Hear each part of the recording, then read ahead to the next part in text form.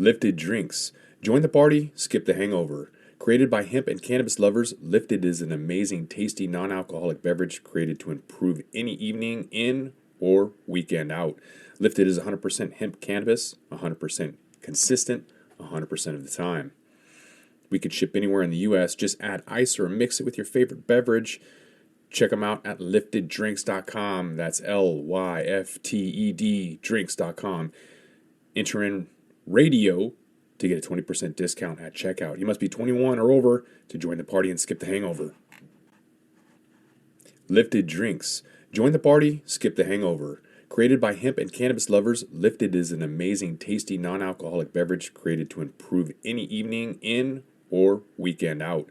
Lifted is 100% hemp cannabis, 100% consistent, 100% of the time. We could ship anywhere in the U.S. Just add ice or mix it with your favorite beverage. Check them out at lifteddrinks.com. That's LYFTED drinks.com.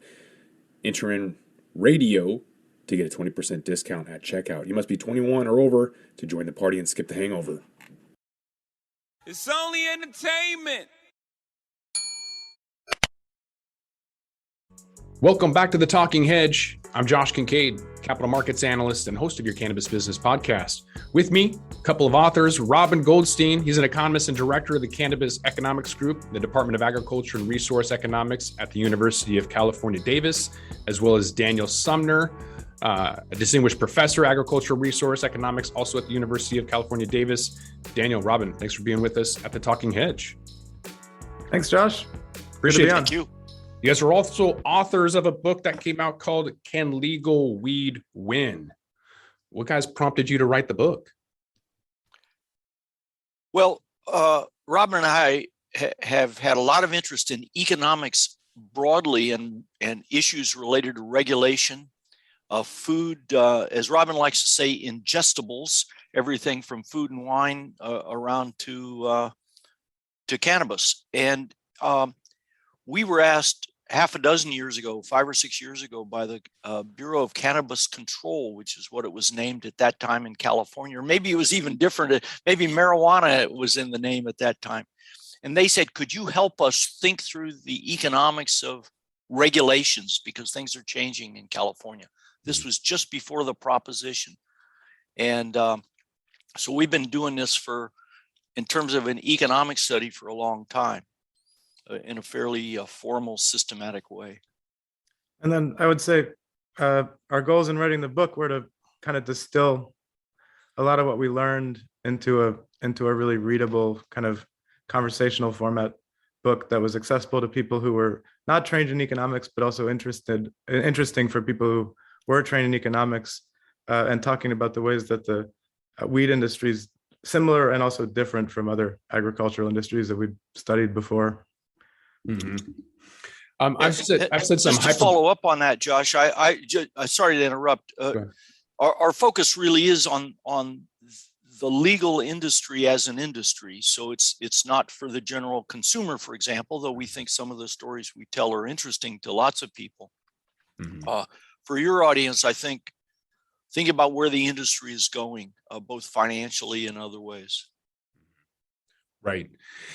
Yeah, and I've said on the podcast before, folks that don't look at opportunities in the future, like having an entity in Puerto Rico, you trying to utilize Act 60, or just thinking globally. Eventually, probably won't be around. I've said 85% of CBD hemp companies won't be around if they don't have an entity in Puerto Rico, for example, to utilize Act 60. And then now there's this New York and California, East Coast, West Coast, kind of rivalry again with cannabis. Whereas, you look at California being the 5th largest GDP in the world, and then New York being this new emerging market that everybody loves and thinks is going to rival that of California. I'm curious what you guys learned, or maybe what New York can learn from California, and what you're able to differentiate or distinguish between those two markets. Well, they're at very different stages. And going back to 1996, when California first got going, it was the first state to legalize medical, or to decriminalize any form of weed, back in 96. And so there was this thriving and well-developed medical weed industry going for 20 years, where you had a sophisticated assortment of products, lots of retailers, lots of producers, and it was relatively unregulated by the state. New York, by contrast, had a very, very small and very, very highly regulated group of retailers that were basically run like pharmacies, and through pharmacies, where you had to have a special license from the state to do it. And so there was not a well-developed medical or any other kind of legal, regulated or unregulated industry. There was just this very small, essentially over-regulated segment. And so I think New York has a long way to go in terms of learning what California had learned previously. Mm-hmm. And I will add to that, if I might, Josh, that a part of our message is what places can learn from California, partly what not to do in the post-proposition era. Mm-hmm. California has been very enthusiastic, as it is in other places, and most of this was built into the proposition. High taxes, high regulations, very tight rules, and this is in the post-medical era. And this isn't choices made by regulators. Most of it was built into the proposition. And in the California context, it's very hard to change anything that's in a proposition. You have to go back to the voters a second time or something, and it's really complicated.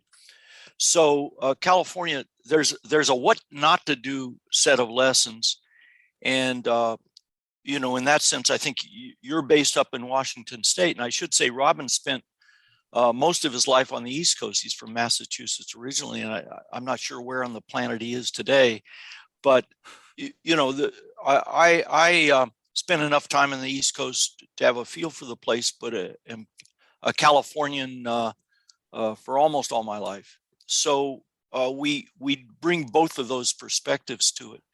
We always like to bring Oklahoma into the conversation, oddly enough, just because it's got lessons for everybody too. Yeah, one of the biggest things you see as a contrast right up front when you compare West Coast to East Coast is just this huge difference in costs and in wholesale prices and in retail prices. So you see wholesale and retail prices that are twice as high in the East Coast as the West Coast in general. And I'm not going to say that's just because of how long the industry's been around. It's a combination of a bunch of things: regulatory factors, taxes, and efficiency of operations, as well as things like climate that make it cheaper to grow in some places than others. As you know, Josh, from your Washington State experience, Washington State's had prices up and down. And we make clear distinctions between prices of indoor and outdoor and cost of productions indoor and outdoor, and they can vary from place to place for different reasons. Different factors are driving those. So lots of good questions in the air for people in business to try to get straight. That's right. Yeah, Washington State has been a petri dish experiment, over the last 10 years, and practice doesn't make perfect. I think failure does. And what we could see from the Oregon market, you'll be able to learn in the Oklahoma market down the road with twice as many licenses. So the $19 an ounce in Oregon right now in certain locations, you can expect that with a lot of failures in Oklahoma because of how many licenses they have. So that wholesale price can come down. When you see new emerging markets, I anticipate Philly to have somebody is going to have an investment pitch deck with $7,000 wholesale prices in Philadelphia when that comes on board. You're going to see $500 ounces or whatever. And then these crazy valuations of some of these companies, $420 million arbitrary valuations. So there's a lot of pipe dreams about legal cannabis that's going to be popped when reality hits. Are there any other scenarios or examples that you guys have seen in your experience or in the book?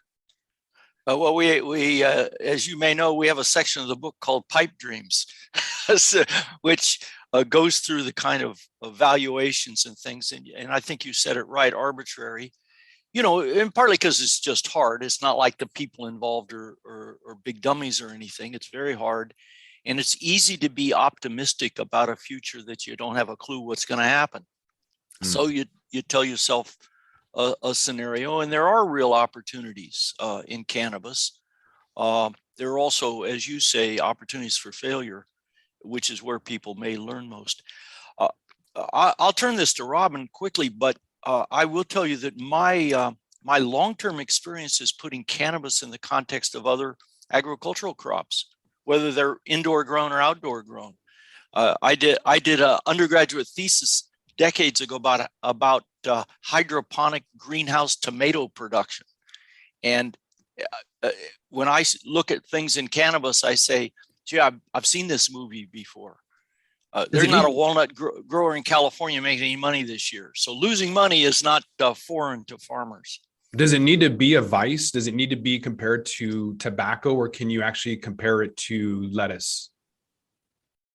Depends on exactly the question. Lettuce is pretty heavily regulated too, as it turns out. But I think you do. So we have spent a lot of time comparing legalization to the removal of prohibition on alcohol. Robin and I have both written a lot about wine economics.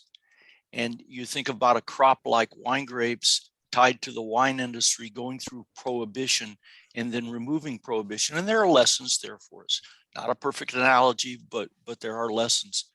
I will say I spent a decade of my career doing tobacco economics in North Carolina, which is, again, one of the things that I have a paper on cigarette smuggling, for example, an academic sort of a piece of work. So there are things to learn from a lot of these different markets. I think one thing that brings together these what you call vice industries is heavy regulations and high taxes. So that's something that's shared by tobacco, wine, beer, spirits, and cannabis, where they face similar kind of systems of regulation. And pretty much states around the country have, when drawing up their regulations for cannabis, have looked to alcohol as a starting point, or tobacco. And so they share a lot in common in terms of how they're regulated. You mentioned cigarette smuggling, Daniel. Do you think that they're going to have reverse smuggling, where a lot of drugs have come into the United States for a long time, but we're seeing in Mexico, they'll buy an ounce of California cannabis for $500 US. So is that the brand and popularity going to be exported then, where, we're used to having cheap imports? Well, it goes both ways. And as you know, for agricultural imports, partly it's seasonal and partly it's quality and characteristics that people want. So yeah, we ship farm products from California to Mexico, and they ship stuff to us. Same's true with cannabis. We have cheap enough legal cannabis now. We may import people from Mexico and other places to be in the cannabis business in the US, not on the legal side so much as the illegal side. Canada is a very interesting market. But if we go back to legalization, one of the questions we have is if the feds were to simply, I'll use the phrase decriminalize. Robin means that in a fairly technical way, given his legal training, but I'll just use it loosely and say, if the feds were to simply say, all right, we're going to take off the criminal rules we've got, and that leads to, say, a relaxation of banking restrictions, and given the U.S. Commerce Clause, some interstate trade, and maybe an opportunity for trade at least with Canada, that will change the market a lot without a whole new layer, what of course the politicians are talking about, which is a whole new layer of federal taxes, regulations, restrictions, etc., that would make a very complicated situation just that much more complicated as we see it. You mentioned banking and interstate commerce. A lot of the bills we're seeing right now aren't really addressing interstate commerce. So I'm curious what the biggest impact you see that could change the way legal weed works right now, obviously with either the Safe Banking Act or federal legalization or interstate commerce, or any one of those more important than the other? I would start by saying that I think IRS 280E, the tax deduction, taking that regulation or taking that standard off the books and allowing state-wise legal cannabis businesses to deduct expenses normally would probably have a bigger impact than the Safe Banking Act, or it would have a bigger impact than the banking, lifting the banking restrictions by itself. I think the banking restrictions, of course, will be helpful, but in most states, you're already seeing Robin, sorry to cannabis interrupt. banks. Sorry to interrupt, Robin. Do you think retail investors would agree with you? Because you know how these just move with the news, and these pot stocks just move with news and not fundamentals or even technicals. Do you think retail investors would agree with you?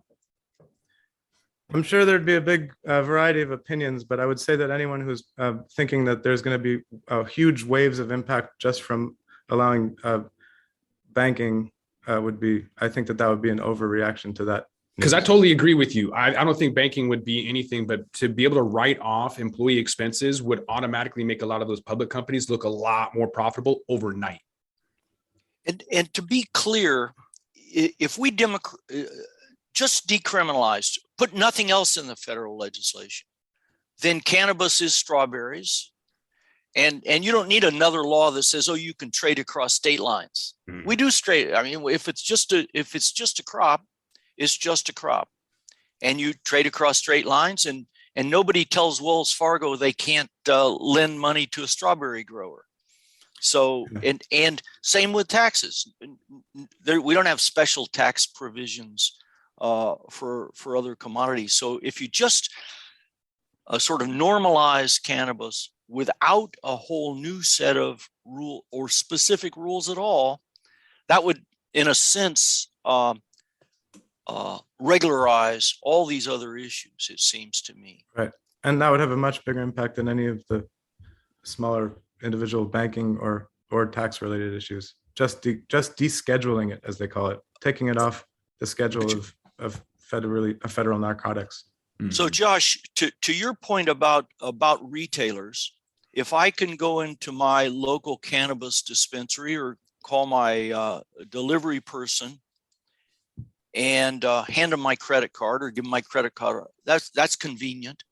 It's not obvious to me how many people say, gee, I think I'll drink wine rather than use cannabis today because I can buy my wine with a credit card as opposed to use cash for cannabis. Occasionally that could come up. I don't know. There may be a convenience for somebody to say, gee, if I can use my credit card, I don't have any cash, so I won't buy illegal cannabis this afternoon. I'll pay twice as much for legal cannabis instead. I don't know that that's a big demand boost. But around the margins, there's no retailer wants hassles for their customers. And frankly, cash is a hassle these days. It's just a bother for average run-of-the-mill buyers, consumers.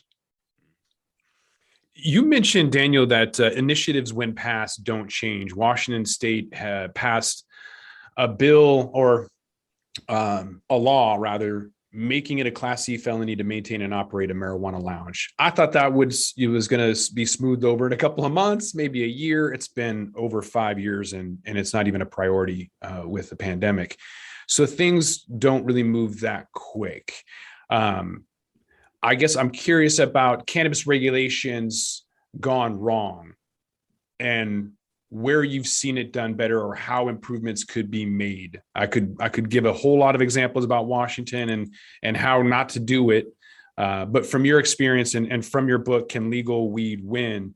Where have cannabis regulations, where are the worst ones at? And then how can it be done better? You're certainly right. Changing regulations is difficult. And when I've observed this fairly closely, especially at state levels, politicians like to wait till there's a consensus. They lead by following, and that's natural. So if the cannabis industry would speak with one voice and say, gee, this is a screw up, let's fix it, then things can get fixed. But if you say, let's say, take your case of a cannabis lounge or cafe, and you get half the industry saying, no, I don't want that. The people that aren't in the cafe business don't want the competition. Why as a legislator, why do I want to wade into that? And you say, hey, you guys get your act together. You tell us what you want as an industry. Well, that's pretty unrealistic when you've got some people in one half of the business, some people in the other. They're going to be on different interests. And you'd like to think that regulators or people like Robin and me who don't have a dog in the fight could say objectively, here's some impacts. But politically, that's very hard to get things to change. And that's whether it's minimum wages or anything else. It's just tough to get legislators to move unless the industry can speak with one voice. And even then, sometimes it's hard. What I'm seeing, before you chime in, Robin, I just want to say what I'm seeing is the legislative process giving limited license states like Nevada an edge. It has to be lobbyists giving them that, because if it were something like in Washington where you had the hippies on the corner getting everyone to sign these to sign Initiative 502 or Proposition 215, those were for the people, I feel like, and even then you can't change it. But some of these limited license states are designed by MSOs for MSOs. That's how I feel. Robin, what's your opinion? Yeah, I mean, of course, the more you limit licenses, the more there's a window for political influence and cronyism to play a big role in who gets licenses and how the industry spreads out. I'm not sure if Dan, if you have much more to say about the limited license issue in particular. Yeah, let me just say, in California, at least, that has been mostly a local issue. Yeah, that's right. And you really see that locally. So you'll see a town with, let me say this, more cannabis dispensaries in some towns of 100,000 people than there are in San Diego with 1 million or things like that. And then who gets that license? With no explicit corruption, not anybody actually sliding money under the table to somebody. You still get, somebody's got a brother-in-law or somebody knows somebody who knows somebody, and all of those things, or somebody promises to be socially responsible in ways that seem appealing to a city council member, but all of that, frankly, raises costs to consumers. And so the average consumer loses on those things every time, everywhere, in every industry, everywhere in the world that I've looked at. And I've studied everything from egg quotas in Canada on around to Australian restrictions in cannabis and lots of other commodities. Mm-hmm. And it's always the same thing. The consumer pays. Mm-hmm. And of course, beyond that, businesses that can't get in pay. That's the other group that pays. Actually, that's what I was going to add there, is that the MSOs setting up systems that benefit them is at the expense of the legacy, whether it's medical or illegal operations. The people we're trying to help by legalizing and by getting them off the criminal books, it obviously makes it a lot more difficult for those folks to get into the legal industry. There's a lot of other things facing them no matter what, beyond just policy. They don't know they're not experienced or skilled at doing any kind of legal business, getting local permits to do anything. Whether or not the licenses are limited, there's a lot of uphill battles there. Josh, I wanted to come back for a second, if you don't mind, to the lounges, because as I understand it, you were in that business. Is that right? That's how I got into the cannabis industry. I was going to start the Seattle Super Chronic Cafe. Yeah. And then what happened to that effort? So I launched April of 2015. And then so I'm looking for a spot, for the cafe. I'm looking for investors. I'm looking for chefs, all of that. And then bam, Washington in June hits us with a Class C felony. Anyone who has one or is going to be doing it is going to be hit with a Class C felony. And so I pivoted to catering and event planning, and that was never my intention. I was just waiting for the law to get overturned. And so after about 6 months, I was like, this is not what I want to do. And then that just kind of pivoted into consulting. Okay. Yeah. In California, they do essentially create an opening for people to do lounges. But one of the interesting things we noticed that we mentioned in the book as well is that that they ban alcohol or tobacco on the same premises. So, and we cite that as a possible reason it could be harder for cannabis lounges to get off the ground. You know, a group of people go into a place, some of them want to drink and some of them want to consume weed, and so that group can't go in there together and do what they want. That's unfortunate with Vegas, is they assume people that are going to go to a bar are going to drink and consume alcohol. Whereas when me and my wife are in Amsterdam, she drinks wine, or she drank wine, and I smoke cannabis. So you're going to have different people. I think the tribal communities have a great opportunity for blunts and traditional tobacco. But that's not, in California, they love their blunts, and I do too, guilty pleasure, whatever. But we don't have spliffs in the US. Nobody really adds tobacco into a cannabis joint. Usually speaking, it's the wrap. So you'd have to go to a tribal for that. But that's not really the issue. I think the issue is they look at it as a blight to the community, not in my backyard, the NIMBY group. And they think of it as kind of a strip club. They don't want windows on there. It's kind of these ridiculous laws but I think it's the soul of the community. As soon as you see it and how much better it is than alcohol, it's just a better, it's a better experience. I think once we have those, it'll be a lot better. But before we wrap this up, I want to ask one last question about the future of cannabis and what we can expect. Can legal weed win if there's global legalization? The cost of production in cannabis is $6 in the US, it's $1.30, and in Latin America, it's like 15 cents. So is that the ultimate demise of legal weed in the US? Well, not as consumption, and I'm not. One can, if let's think about cannabis in the context of wine, for example. You have a whole range. I don't know that we'll have a ton of Cabernet Sauvignon grapes from Napa's $10,000. What you and I might look at, and they look like the same grapes, are $500 if they come from a few miles away. So partly there's a quality difference, and there's a quality of processing and all of those things.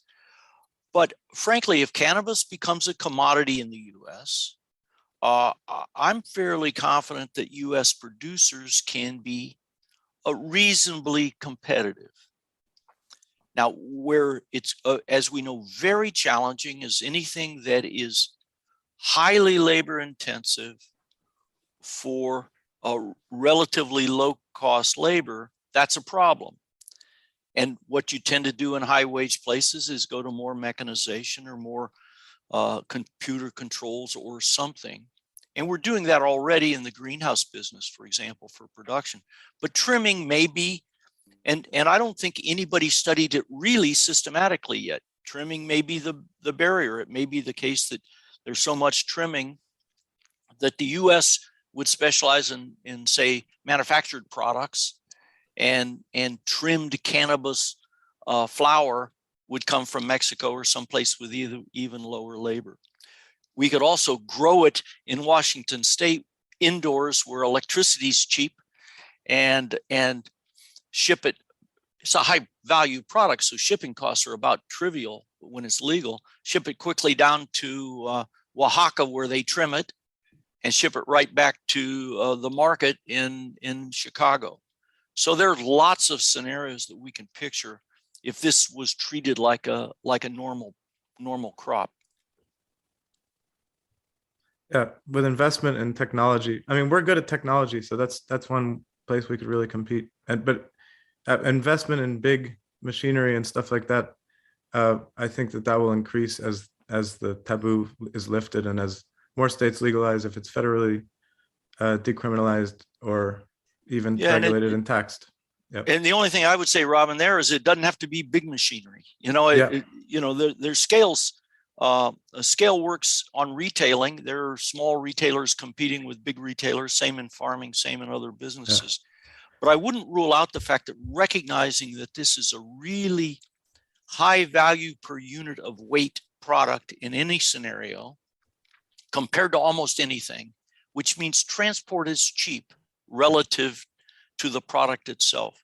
So the idea you grow it one place, you process it somewhere else, and you consume it a third place is a natural way to think about cannabis, it seems to me. And we ought to keep that in our as we think about potential scenarios 5, 10, 20 years down the road. I would keep that in, people should keep that in their mind. I always mention that hops are grown here in the Yakima Valley in Washington and then distributed everywhere. Like these, there's a lot of microbreweries that don't grow their own hops. They just get it from somewhere else and then they make their own. And no one chastises them for not growing it from seed to table. Whereas in cannabis, for some reason right now, that's the expectation, is that you have full control all the way, even all the way to retail. So once that starts to get segmented up, we'll see a massive amount of consolidation, capitulation for those that don't want to give up but have to. Those that think there'll be a legacy end up finding out that they're just not able to survive. And all of that pain will find its way with the altruism in the industry, and those that aren't even paying themselves a salary. All of that will kind of wash away with big cannabis kind of coming in right now, automating with large machines, eventually kind of setting that standard so the craft cannabis can grow from the ashes of what big cannabis is about to lay down. And we have relatively small strawberry farms competing with big strawberry farms. So I see potential for competition in all kinds of ways. As long as people stick with what they're good at. Mm-hmm. There was just news today in California how some companies are removing vertical integration. Mm-hmm. And you have people that are really good at growing saying, you know what, I never really wanted to be a retailer anyway. Mm-hmm. And somebody else says, no, my sister-in-law is really good with people. We really like running our retail operation. And fortunately, cousin Josh is the guy who likes to farm. So there you go. Mm-hmm. So vertical integration can work, but there's nothing obvious about it. When you have skills as the grower, that doesn't make you a good manufacturer of manufactured products, for example. Oh, yeah. One thing about competing in the craft market, which that I think is really important, is that as with wine, I think you're going to see competition on a region. So if a region becomes known, if Yakima Valley or Humboldt County or Western Massachusetts becomes known as a premium cannabis origin, then the producers in that whole region will rise up together and be able to command premium prices that can compete on the higher end. And I think it's a question of what regions will become known. Obviously, there's some regions on the West Coast in California and Northwest that already have this name for cannabis, like Amsterdam does. Mm-hmm. But I think one interesting thing about competing on regional origin is that that's really more related to climate. So when you have indoor grown, you can kind of do that anywhere, and as with beer. But outdoor grown cannabis is more like wine, which is outdoor grown, where people care about where it comes from. So I think that although you have historically this lower priced and lower potency weed coming from outdoor farms, partially just because they're hiding themselves from satellite cameras, and they have to cover their canopy, and they're not trying to focus on maximum potency. But I think that if outdoor farms are able to establish themselves as being of the highest and most interesting quality for connoisseurs, actually comparing different climates and different types of soil, things like that, they'll have they might have a better chance than indoor farms in competing in the premium market nationally or internationally. I think with that, we're going to have to roll this one up. So I want to thank my guests, Daniel Sumner and Robin Goldstein, authors of Can Legal Weed Win? You guys, where can they find you at? Where's the book at? Let everybody know. They can order it on Amazon right now. It won't be delivered for a little while. They're in the process of printing. That's been delayed for the same reason everything else got delayed with the logistics. Mm-hmm. But Amazon's probably the best place to order it right now. But they can also order it from the University of California Press. All right. Sounds good. You guys are on LinkedIn as well? We're both on LinkedIn, and I'm on Twitter, Robin S. Goldstein, and Instagram, Hipster Patrol. Okay. All right.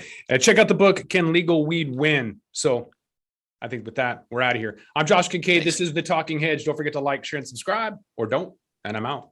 With that, we're going to roll this one up. I'm Josh Kincaid. This is The Talking Hedge. Don't forget to like, share, and subscribe, or don't, and I'm out. Don't forget to smash that like button on your way out and check out these other videos that we've got.